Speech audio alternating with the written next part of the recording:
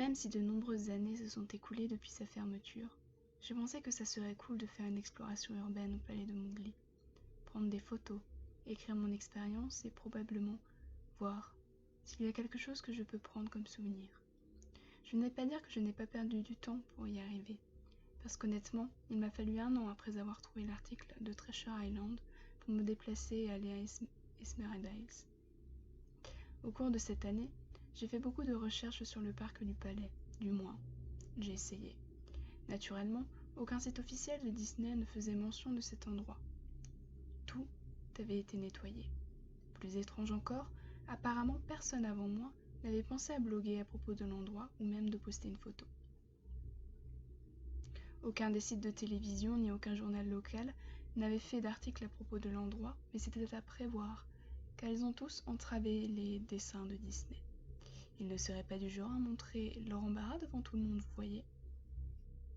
Récemment, j'ai appris que les entreprises pouvaient effectivement demander à Google, par exemple, de supprimer certains liens des résultats de recherche. Essentiellement sans raison valable. Avec du recul, ce n'est sûrement pas parce que personne ne parlait du parc que je ne trouvais rien à son sujet, mais parce que l'info était inaccessible. Donc en fin de compte, je pouvais à peine trouver l'endroit. Tout ce que j'avais, c'était une carte que j'avais reçue par la poste dans les années 90. C'était un article promotionnel envoyé aux personnes qui étaient récemment allées à Disney World, et je pense que comme je n'y étais pas allée dans les années 80, celle-ci devait être la plus récente. Je n'ai pas vraiment eu l'intention d'y aller. Ce qui m'a poussée était mes livres et bandes dessinées de mon enfance.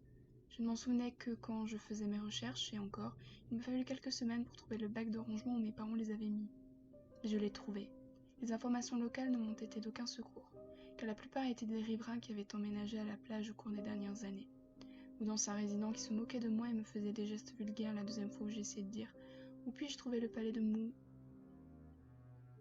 La carte m'a directement menée à un long couloir. Les plantes tropicales avaient envahi la zone, mélangées avec des espèces de la flore locale qui actuellement appartenaient à cet endroit et avaient tenté de reprendre leur droit. J'étais en admiration quand je suis arrivée au portail d'entrée du parc. D'énormes portes en bois monolithiques, dont les supports de chaque côté étaient comme s'ils avaient été coupés dans des séquoias géants. La porte elle-même était creusée à plusieurs endroits par des insectes. Sur la porte, il y avait une feuille de métal, sûrement un débris, avec des lettres peintes à la main, griffonnées en noir. Abandoned by Disney. Il était clair que certains employés voulaient faire une petite protestation. Les portes étaient suffisamment ouvertes pour y entrer, et pas en voiture. J'ai donc pris mon appareil photo numérique et la carte, dont le verso montrait un plan du parc, et je me suis mis en chemin à pied. Le terrain à l'intérieur était tout aussi envahi que la porte d'entrée. Les palmiers étaient en friche et en lambeaux entre les piles de leurs noix de coco. Les bananiers étaient dans le même état, dans leurs déchets puants. Il y avait cette sorte de conflit entre l'ordre et le chaos. Comme les rangées de fleurs soigneusement plantées et mélangées aux mauvaises herbes, hautes et désagréables, et aux champignons noirs puants. Tout ce qui restait des structures extérieures avait été brisé, où il n'en restait que du bois pourrissant et des objets calcinés non identifiables. Ce qui avait été sans doute un bureau d'information ou un bar en plein air n'était plus qu'un tas de débris de toutes sortes dispersés par les vandales et ravagés par le temps. La chose la plus intéressante sur le terrain était une statue de Baloo, l'ours amical du livre de la jungle, qui se trouvait dans une sorte de cour en face du bâtiment principal. Il était figé, regardant le vide dans un stupide sourire à pleines dents. Sa fourrure, couverte de merde d'oiseaux et du lierre autour de son socle. Je me suis approchée du bâtiment principal de palais pour découvrir l'extérieur du bâtiment couvert de graffitis, là où la peinture d'origine n'avait pas été pelée et rongée. Les portes d'entrée n'étaient seulement ouvertes, elles avaient été retirées de leur gonds et avaient été volées. Au-dessus des portes d'entrée, quelqu'un avait, encore une fois peint, Abandoned by Disney. Je souhaiterais pouvoir vous parler de tous les trucs super que j'ai vus à l'intérieur du palais. Statues oubliées, caisses enregistreuses abandonnées, une société secrète à part entière de clochards sans abri, mais non. L'intérieur du bâtiment était si frappant, si vide, je suis sûre que les gens avaient volé les ornements des murs. Tout ce qui était trop gros pour être volé, compteurs, bureaux, faux arbres géants, était laissé au milieu de cette pièce vide qui amplifiait chacun de mes pas. J'ai vérifié le sol et je me suis dirigée à tous les endroits qui pouvaient sembler intéressants. La cuisine était, comme vous imagineriez, une usine de nourriture industrielle avec des appareils dans tous les coins, pâtes fraises épargnées.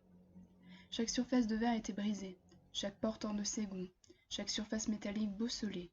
L'endroit tout entier sentait comme de la très vieille pisse. L'énorme chambre frigorifique, qui n'était même plus refroidie maintenant, contenait des rangs et des rangs d'étagères vides. Des crochets suspendus au plafond, probablement pour accrocher des tranches de viande, et comme je me tenais à l'intérieur depuis un moment, j'ai remarqué qu'ils se balançaient. Chaque crochet se basculait dans une direction aléatoire, mais leurs mouvements étaient si lents et petits qu'il était presque impossible de les voir. J'ai supposé qu'ils étaient causés par mes pas, alors je me suis arrêtée, j'en ai pris un dans mon poing, puis je l'ai lâché soigneusement.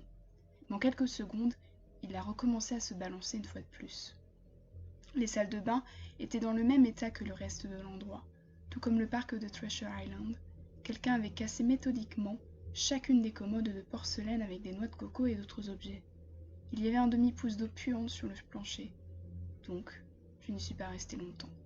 Ce qui est étrange, c'est que les toilettes et les lavabos, et les bidets dans la chambre des dames, oui je suis allée là-bas, étaient tous mouillés ou coulaient librement. Il me semblait pourtant qu'ils avaient dû fermer les robinets il y a très longtemps. Il y avait beaucoup de chambres dans le parc, mais naturellement je n'ai pas eu le temps de toutes les regarder. Le peu que j'ai vu était toutes pareilles, inondées, et je ne m'attendais pas à trouver quelque chose là-bas.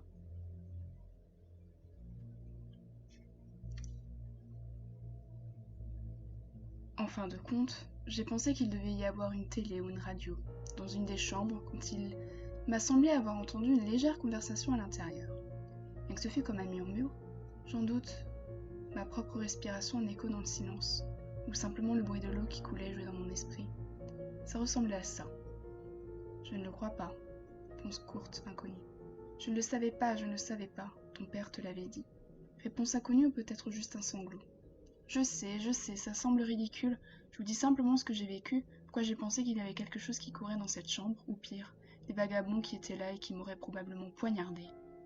En retournant aux portes devant le palais, j'ai remarqué que je n'avais pas trouvé quoi que ce soit et que j'avais perdu mon chemin. En regardant par la porte, j'ai remarqué quelque chose d'intéressant dans la cour que j'avais apparemment manqué. Quelque chose qui pourrait me donner au moins une chose à montrer pour toute ma peine, même si c'était juste une photo. Il y avait une statue presque réelle d'un python, peut-être 80 pieds de long, enroulé et s'éblouissant, sur le piédestal en plein milieu de la zone. Comme le soleil a commencé à apparaître, la lumière a éclairé l'objet de la façon parfaite pour une photographie.